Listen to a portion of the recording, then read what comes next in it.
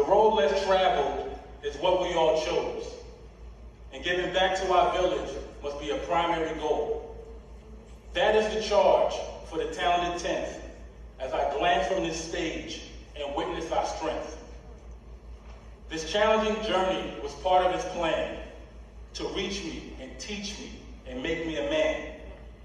I now forgive teachers who said I would fail. Some of them. Let me say that line again. I now forgive teachers who said I would fail and pray for my family locked in privatized jails. To my fellow scholars scared of the next step, your support is sitting next to your right and your left. My words traveled to the Lord, and he showed me a sign that he may not come when you call him, but he is always on time.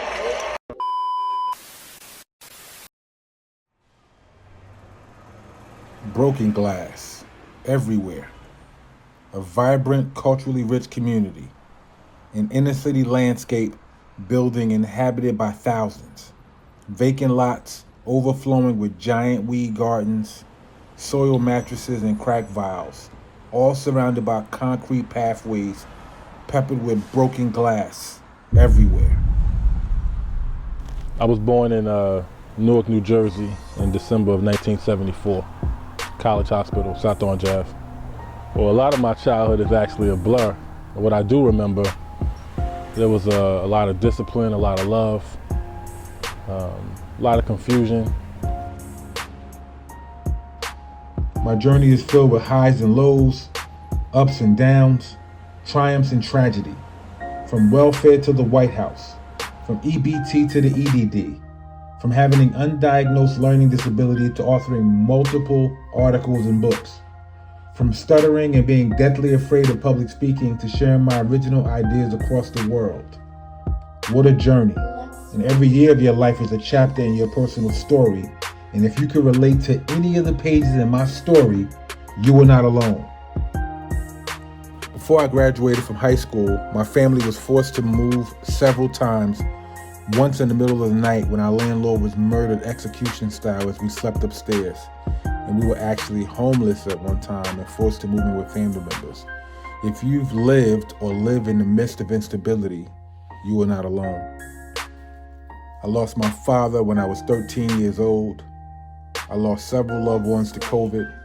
Several friends were murdered and permanently wounded. Stolen cars, stick-up kids, home invasions, gang violence.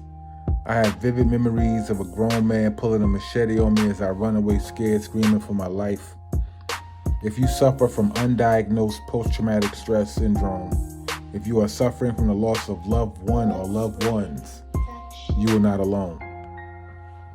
So-called educators in the schools that I went to, one teacher actually told me I would be dead before I turned 25. If you've ever been in the presence of so-called educators or authority figures who do not believe in you and don't inspire you on any level, you are not alone. Drug dealers in my family, drug users in my family, my bloodline. Escapism for the buyer, shrewd and reckless capitalism for the seller. If alcohol or any other drugs have impacted your life in any form or fashion, you are not alone. I stand on the shoulders of Haitian immigrants who came to the States for the American dream and running water.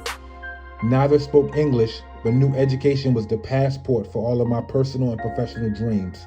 If you plan to improve on their legacy, your family's legacy, whatever that legacy is, you are not alone.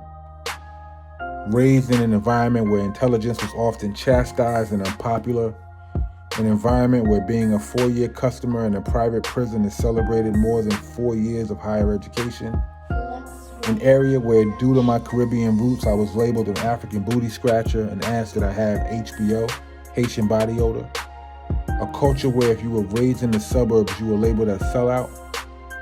If you ever had to dumb it down for the people around you or were marginalized because of your uniqueness or identity, you are not alone. The power is in your hands. Regardless of your backstory and the drama and trauma you have experienced, the future chapters of your story remain unwritten, and you are the author. You are staring at a blank canvas, and you are the artist. Every decision you make from this point on will determine whether you are a member of Team Success, overcoming failure and setbacks, or a permanent member of Team Failure. The power is in your hands.